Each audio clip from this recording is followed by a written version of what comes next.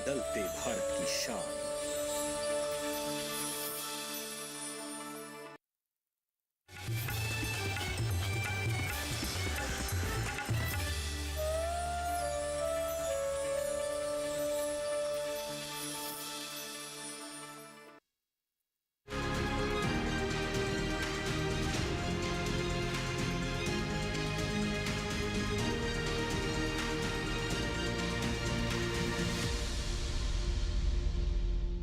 नमस्कार, दूरदर्शन किसान देख रहे हैं आप। मैं हूं आपके साथ पुलकित शुक्ला।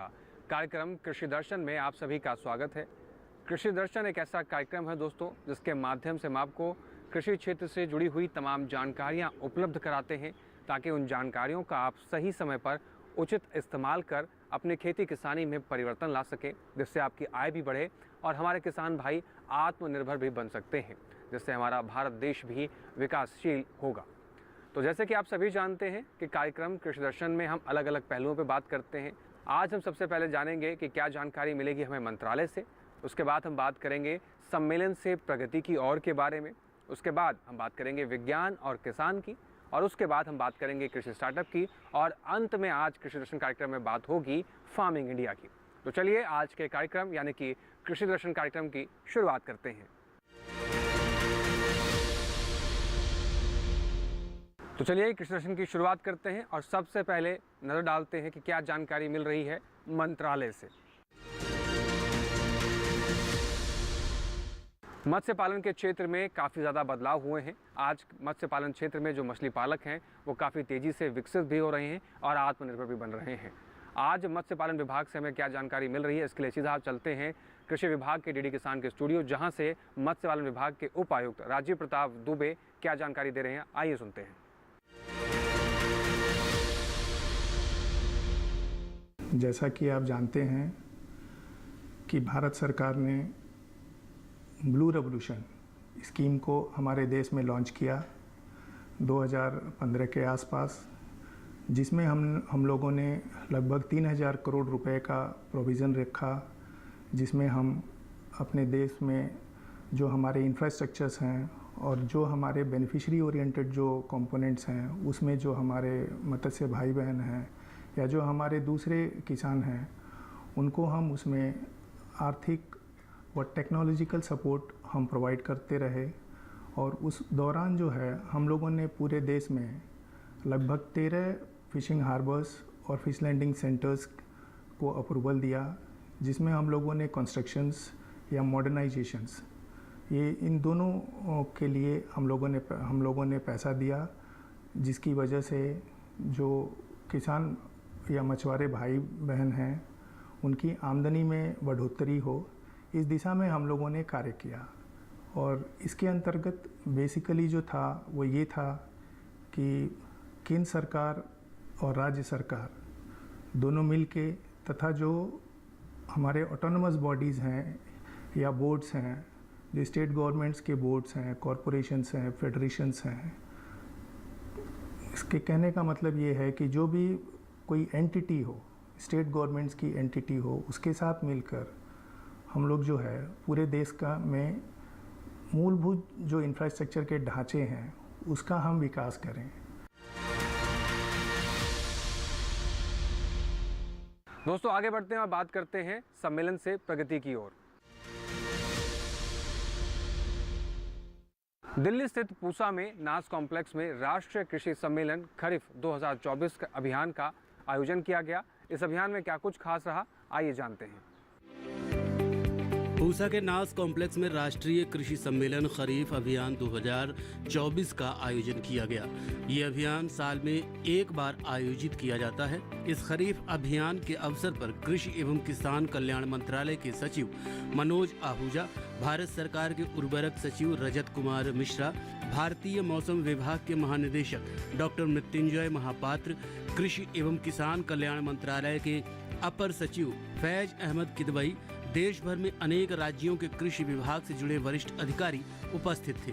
इस अवसर पर कृषि एवं किसान कल्याण मंत्रालय के सचिव मनोज आहूजा ने कहा, लॉन्ग टर्म फोरकास्ट आप फार्मर को दे दें 4 महीने का, साथ में ये जो 5 दिन का फोरकास्ट दे दें, फार्मर अपना रिस्पॉन्स ऑप्टिमाइज कर लेता है और 20% उसको गेन होगा। हाँ ऑनसेट का basic thing. So I'm saying this is, so I'm saying when I'm saying systemic responses, we should respond to data, we should respond to information and understand what we are doing.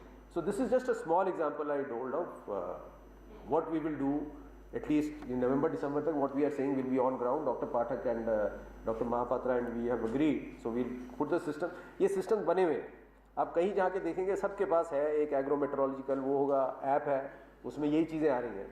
IMD से आ रहा है but अलग अलग है. तो हम एक central open architecture वाला रेफरेंस ऐप एक तरह से करेंगे but we will address this. या हर साल की तरह जो खरीफ कॉन्फ्रेंस है, हर साल की तरह 2024 की यह कॉन्फ्रेंस थी जिसमें कि आगामी खरीफ में किस तरह की तैयारियां करना है इस बारे में सभी राज्य शामिल हुए और केंद्र सरकार के साथ उनका जो वो प्रश्नोत्तरी हुआ कि भाई क्या एक फीडबैक रहा पिछली बार का, क्या कमियां रह गई, आगे की क्या प्लानिंग है, इसके बारे में चर्चा किया गया.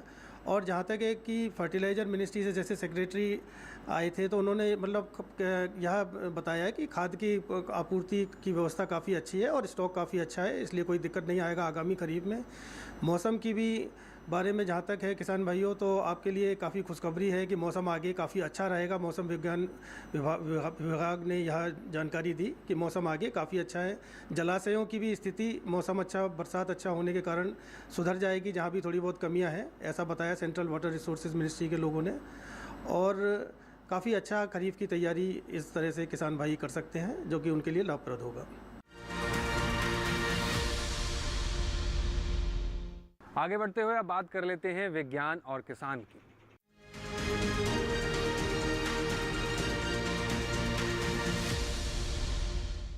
तो विज्ञान और किसान में आज हम जानेंगे टमाटर की खेती के बारे में. टमाटर की खेती करते हुए कौन सी बातों का आपको ध्यान रखना चाहिए. टमाटर हमारे देश में प्रमुख सब्जियों में गिनी जाती है. टमाटर में ऐसे काफ़ी पोषक तत्व पाए जाते हैं जिससे हमें काफ़ी ज़्यादा लाभ होता है हमारी सेहत के मद्देनज़र. तो टमाटर की खेती करते वक्त आपको किन बातों का ध्यान रखना है और ख़ासकर बात की जाए तो टमाटर व्यावसायिक रूप से कैसे किसानों को लाभ दे सकता है इसके बारे में भी हम जान सकते हैं. तो टमाटर की खेती को लेकर क्या कुछ खास रहने वाला है, आइए देखते हैं.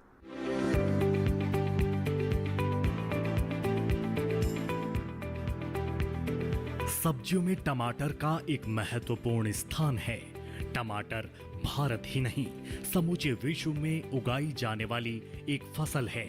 यह अपने पौष्टिक गुणों के कारण बेहद लोकप्रिय है क्योंकि इसमें प्रचुर मात्रा में विटामिन और मिनरल्स पाए जाते हैं. टमाटर लाइकोपीन का सबसे समृद्ध स्रोत है. एंटीऑक्सीडेंट गुणों के लिए लाइकोपीन जाना जाता है जो मनुष्य के शरीर के लिए बहुत फायदेमंद होता है. इसके उपयोग से शरीर को कई रोग और बीमारियों से बचाया जा सकता है. ऐसे में किसान भाइयों के लिए टमाटर की खेती काफी फायदेमंद साबित हो सकती है. किसान भाई टमाटर की खेती करते समय कुछ बातों का खास ख्याल रखें तो निश्चित सफलता हासिल होगी. जैसे टमाटर की खेती के लिए बलुई दोमट मिट्टी का चुनाव करें. अच्छी पैदावार हासिल करने के लिए मिट्टी में पीएच का मान 6.5 से 7 के बीच होना चाहिए. टमाटर की खेती के लिए जलवायु की बात करें तो यह एक मध्यम जलवायु की फसल है. इसके लिए 16 से 26 डिग्री सेल्सियस तापमान अच्छा माना जाता है. किसान भाई टमाटर में रंग के विकास के लिए भी उचित तापमान खास रखें. टमाटर की उन्नत किस्में हैं अर्का सौरभ, अर्का विकास, अर्का आहुति, अर्का आशीष, HS 101, HS 102, HS 110, Hisar Arun, Hisar Lalima, Hisar Lalit, Hisar Anmol, Narendra tomato 1, Narendra tomato 2, Pusa red plum, Pusa early dwarf, Pusa ruby, Pusa Gaurav, Pant Bahar, Pant T3, इसके अलावा पूसा रोहिणी, पूसा हाइब्रिड 1, पूसा संकर 2, पूसा संकर 4 और पूसा संकर 8 किस्में भी लगा सकते हैं. टमाटर के बीज की बुआई अगस्त से लेकर नवंबर तक देश के अलग अलग क्षेत्रों में कर सकते हैं. पर्वतीय क्षेत्रों में किसान मार्च अप्रैल में बुआई करें. टमाटर की पौध तैयार करने के लिए क्यारियों में इसकी बुआई करें. 10 से 15 सेंटीमीटर उठी हुई क्यारी बनाएं। साथ ही इनमें पर्याप्त मात्रा में सड़ी हुई गोबर की खाद मिला दें। पौध तैयार करने के लिए प्लग ट्रे का इस्तेमाल भी किया जाता है। टमाटर की खेती में सिंचाई टपक सिंचाई पद्धति से करें। खरपतवार नियंत्रण के लिए समय समय पर निराई गुड़ाई करते रहें। टमाटर में कई तरह की बीमारियां भी लग सकती हैं। झुलसा रोग में पुरानी पत्तियां पीली हो जाती हैं। टमाटर की फसल में विषाणु से फैलने वाला मोजेक रोग भी खतरनाक है। इससे पत्तियां सिकुड़ जाती हैं और पौधों की बढ़वार रुक जाती है। रोकथाम के लिए सिकुड़ी पत्तियों को उखाड़कर जला दें। टमाटर में पत्ती, तना और फल भेदक कीट लगते हैं। इससे ग्रसित पत्तियां गिर जाती हैं। रोकथाम के लिए विशेषज्ञों की सलाह पर उचित दवाओं का छिड़काव करें।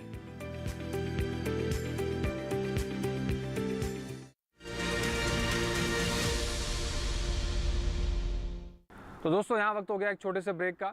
ब्रेक के उस पार फिर से होंगे हाजिर तमाम जानकारियों के साथ। तब तक आप बने रहें और देखते रहें दूरदर्शन किसान।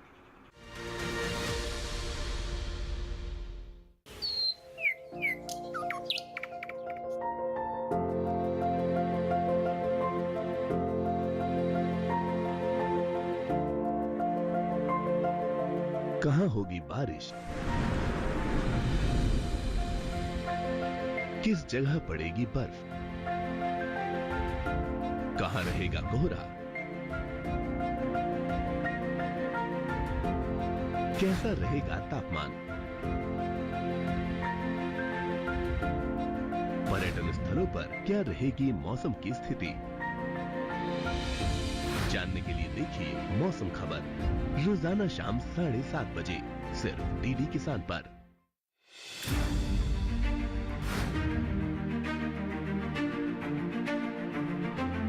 फसलों के भाव से लेकर उनकी आवक तक, पैदावार से लेकर बुआई के क्षेत्रफल तक, आयात से लेकर निर्यात तक, घरेलू से लेकर वैश्विक बाजार तक, मंडियों की सही और ताजा जानकारी पाएं। विशेषज्ञों की राय का लाभ उठाएं। देखिए मंडी खबर सोमवार से शनिवार शाम 5 बजे सिर्फ दूरदर्शन किसान पर।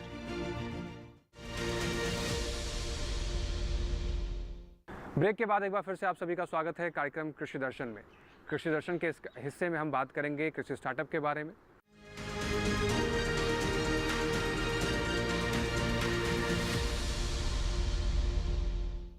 दोस्तों बात की जाए अगर महिलाओं की योगदान के बारे में, तो महिलाओं की भूमिका हमेशा से ही खेती किसानी के क्षेत्र में बहुत अहम रही है। आज महिलाएं वैज्ञानिक तौर पर भी अपनी खेती को लेकर सजग हो चुकी हैं। कई तरह के स्टार्टअप भी कर रही हैं, जिससे वो पैसा भी कमा रही हैं और अपना नाम भी कमा रही हैं और बाकी महिलाओं के लिए भी प्रेरणा बन रही हैं। आइए जानते हैं महिलाओं के इस योगदान के बारे में।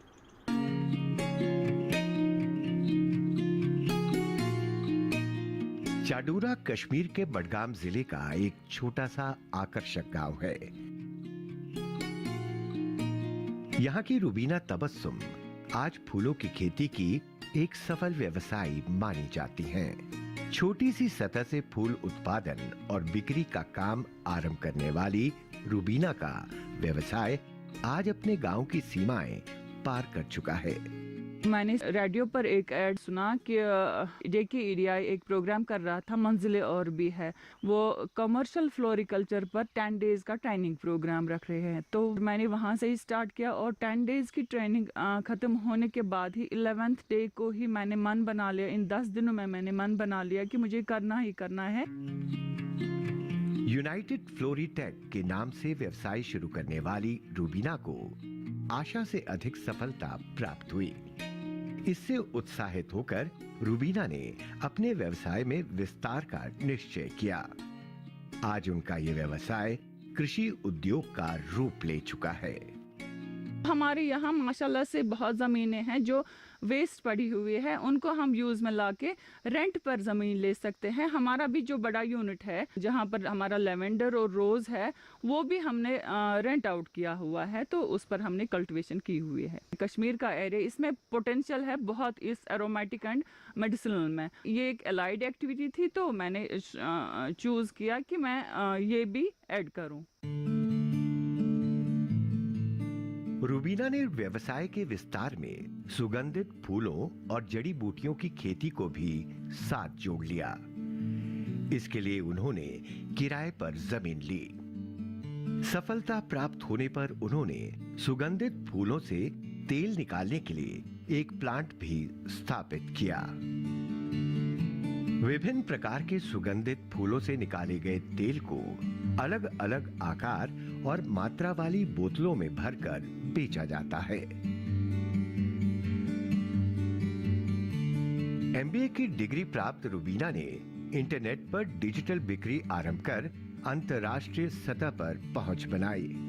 इंटरनेशनल एयरपोर्ट है, वहाँ पर आउटसाइड टर्मिनल बिल्डिंग हमारा 8 साल तक हमारा रिटेल आउटलेट रहा, और जो चाडोरा में भी हमारा एक आउटलेट है, और बाकी जो है हम पैन इंडिया दे देते हैं, जैसे कि कट फ्लावर्स है, दिल्ली मंडी वगैरह में भी बेच देते हैं, और जो ये एरोमेटिक एंड मेडिसिन है ये पूरे इंडिया में हम प्रोवाइड करते हैं। रूबीना को इस कार्य के लिए सरकार ने अनेक बार सम्मानित किया है। प्रदेश से लेकर राष्ट्रीय सतह तक उन्हें ढेरों सरकारी इनाम प्राप्त हो चुके हैं। अभी तक जो हमारी एप्रिसिएशन हुई है वो champion farmer award, innovative farmer award जो दिल्ली में मिला है, इमर्जिंग वुमेन एंटरप्रेन्योर अवार्ड जो वो भी दिल्ली में मिला है, एमएसएमई और एमएससी ने किया था। 2007 में मुझे बेस्ट एंटरप्रेन्योर अवार्ड भी मिला है। ये अवार्ड्स मेरे लिए बहुत ही मायने रखते हैं, क्योंकि इससे एक तो एनकरेजमेंट बढ़ती है, दूसरे मेरे ऊपर जिम्मेदारी बढ़ती है कि मैं और काम करूं और लोगों को शामिल करूं। रूबीना ने पारिवारिक जीवन का दायित्व भी उसी निष्ठा से निभाया है जितनी निष्ठा से वो अपना व्यवसाय चला रही हैं। दोनों के मध्य संतुलन बना लेना उनकी योग्यता को दर्शाता है। इसमें संदेह नहीं कि रूबीना महिला सशक्तिकरण का एक प्रतीक बन गई है।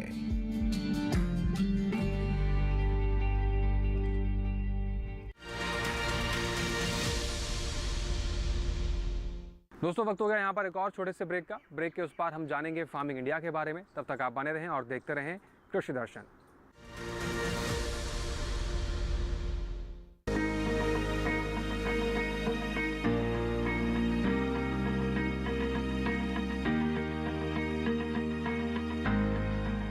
घर के बगिया में छिपा है सेहत का खजाना। टेरेस गार्डनिंग से बनेगा घर ब्यूटीफुल और हेल्दी। क्यों ना गार्डन में उगाएं अपने फल फूल और सब्जियां, जिससे सेहत भी बने और छत की बगिया भी खिली खिली रहे। देखिए छत पर बागवानी, शनिवार सुबह 9 बजे सिर्फ दूरदर्शन किसान पर।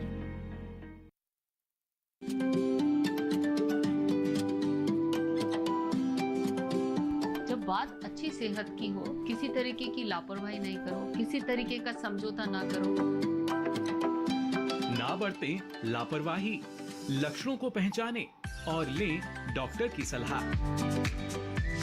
चाहे बीमारी दिल की हो, दांतों की हो या दिमाग की हो, खुद से इलाज ना करें, खुद से कोई भी दवाई ना खाएं, डॉक्टर के पास जाएं, अपनी जांच कराएं और अपना पूरा इलाज करवाएं और अपना ख्याल रखें। कार्यक्रम जो देगा सलाह भी मार्गदर्शन भी।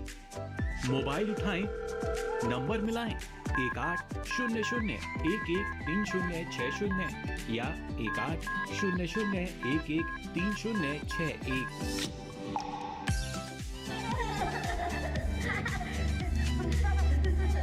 आपके अपने फोन इन कार्यक्रम स्वस्थ किसान में हर शनिवार शाम 6 से 7 बजे सिर्फ डीडी किसान पर।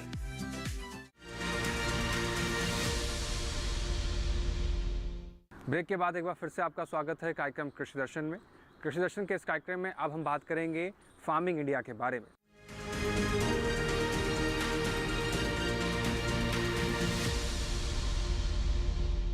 सॉइल हेल्थ प्रोग्राम ये ऐसा प्रोग्राम है जिसके ज़रिए हमारे देश के तमाम स्कूलों से ऐसे छात्रों को मिट्टी से जोड़ने की कोशिश की जा रही है जो आगे चलकर कहीं ना कहीं खेती किसानी से जुड़ना चाहेंगे और एक नए स्टार्टअप कर खेती किसानी में एक नए विकास के आयाम को लिख सकते हैं। उसके लिए सबसे पहले ज़रूरी है अपनी मिट्टी को जानना, मिट्टी का परीक्षण करना, मिट्टी को कैसे लैब में टेस्ट किया जाता है, कैसे उनके पोषण तत्वों को पहचाना जाता है, और ऐसे तमाम सवालों के जवाब उनको लैब्स में तमाम प्रशिक्षणों द्वारा दिए जा रहे हैं। तो चलिए आइए जानते हैं क्या है सॉइल हेल्थ प्रोग्राम। सभी बच्चों को सुप्रभात।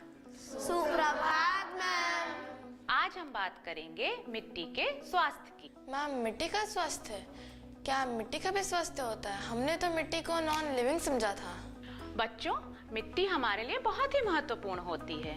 यह हमारे दैनिक जीवन में एक महत्वपूर्ण भूमिका निभाती है। लाखों सूक्ष्म जीव भी मिट्टी में निवास करते हैं और हम जो भी खाते हैं वो मिट्टी से ही तो आता है, जैसे फल, सब्जियां, फसलें इत्यादि।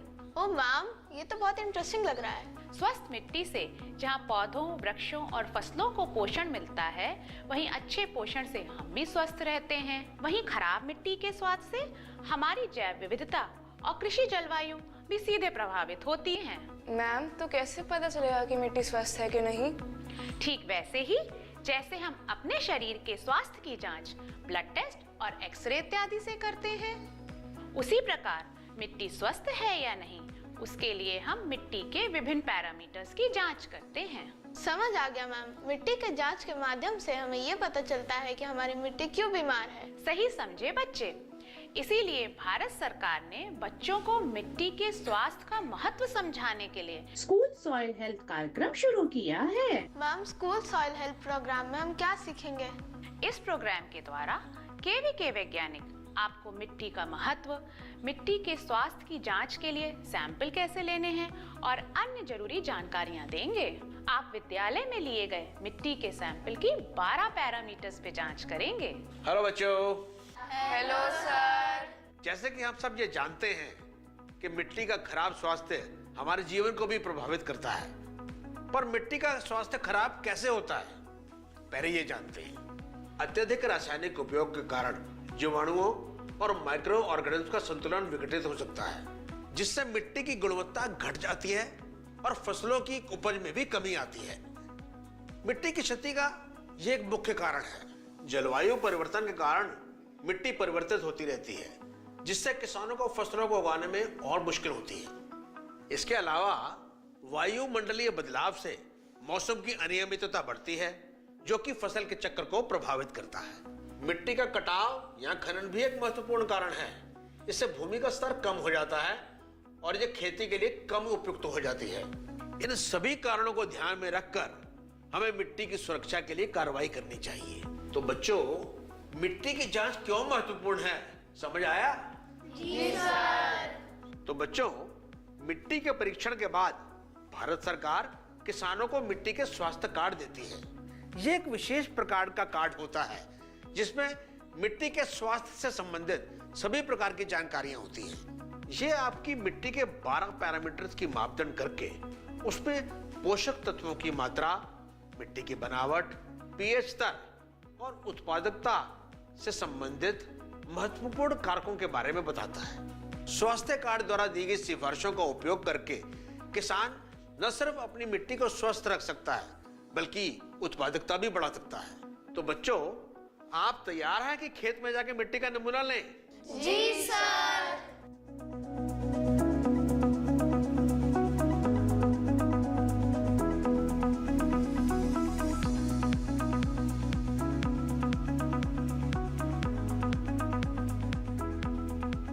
मिट्टी का नमूना लेकर लैब में जाकर समझेंगे कि मिट्टी की जांच कैसे करें।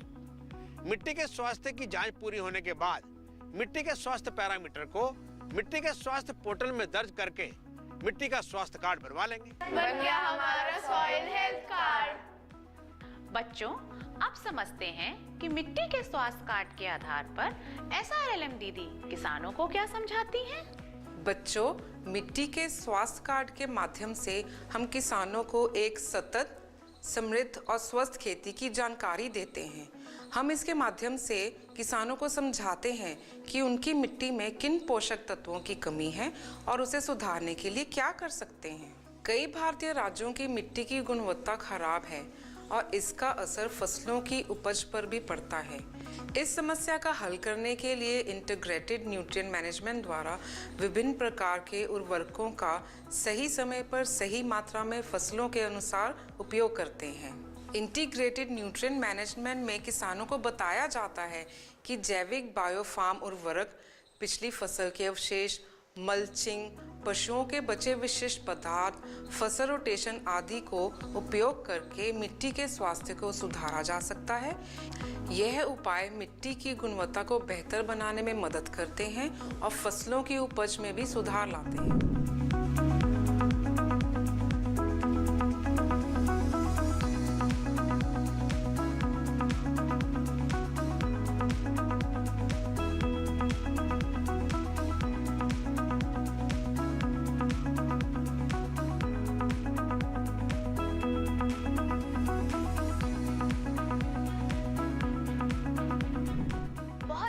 खेतों में इन तकनीकों के उपयोग की जानकारी देकर हम अपने परिवारों को और किसानों को सतत, स्वस्थ और समृद्ध बना सकते हैं।